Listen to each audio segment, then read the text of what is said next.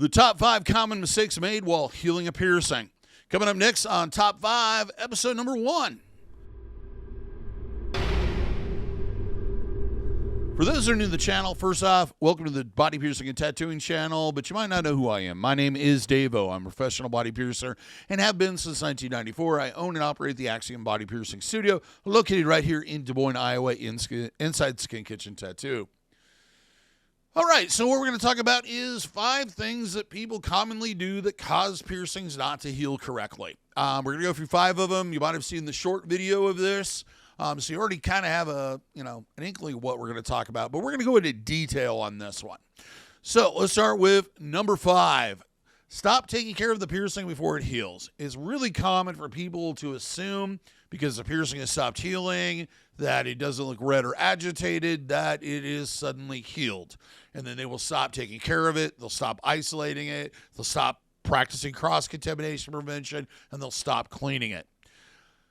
This could lead to a lot of different problems, mainly because suddenly you're doing things that are going to agitate this piercing, and you've done probably a great job up until that point. The way you know if a piercing is healed is once that discharge stops collecting and depositing on the jewelry, the piercing holes will grow kind of inward and kind of sink inward, and then the hole will start to get slightly larger. Whenever in doubt, see your piercer and have them take a look at it and make them decide whether or not it's healed or not. Number 4, this is a really common one, over cleaning the piercing.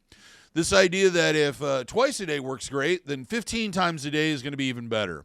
This is going to lead to really agitating and drying out the tissue and causing a whole host of other problems. We say 1 to 2 times a day, and that is more than enough to clean the piercing.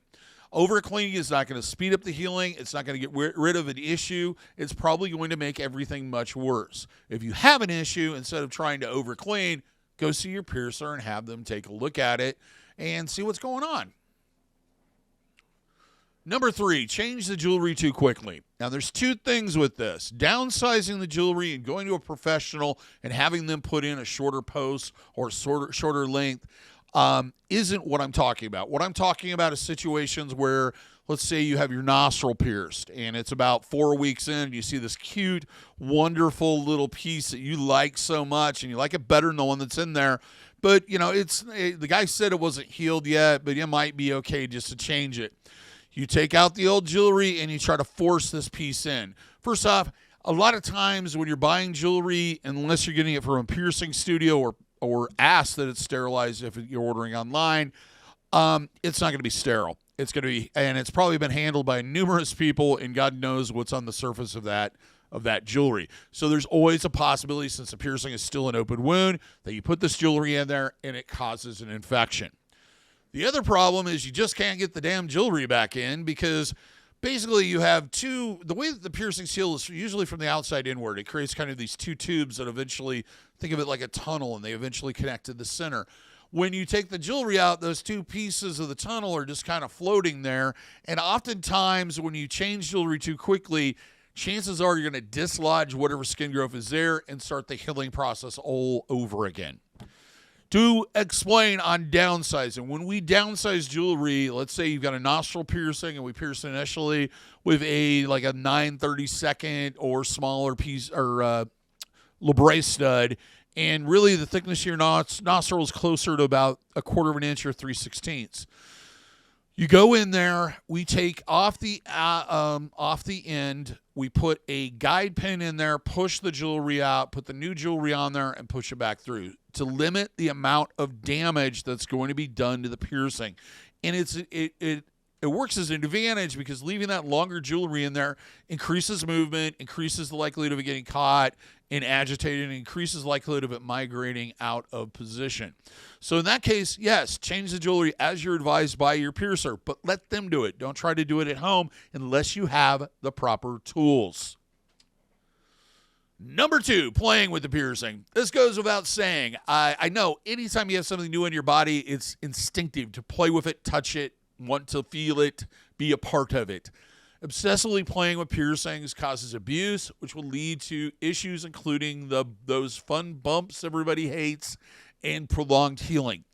Do not play with the piercing. I don't care how much it doesn't hurt. I don't care how much it seems like it's healed. The more you mess with that piercing during the healing process, the longer the healing is going to be and the more likely you are to have issues, including infection from overhandling with dirty hands. And number 1, sleeping on the piercing. I don't know how many people they kind of gauge the piercing being healed by saying, I can sleep on it and there's no problem. Just because it doesn't hurt anymore to sleep on the piercing doesn't mean that it's not still very fragile and still healing. That excessive pressure and bending and movement will agitate the piercing. That's why you have a lot of people that get a piercing done, everything looks wonderful, and then all of a sudden you've got a nasty bump on it. It's because of that pressure and abuse. It's your body's reaction to that. So don't sleep on the piercing until it is definitely, completely healed. Well, that's all I have to say on that subject. Till next time, here's hoping all your piercings heal with ease and without a single issue. And if you're in the Des Moines, Iowa area, I hope to see you for your body piercing needs in the future. Have a good day, everybody. Take care, and thank you for watching.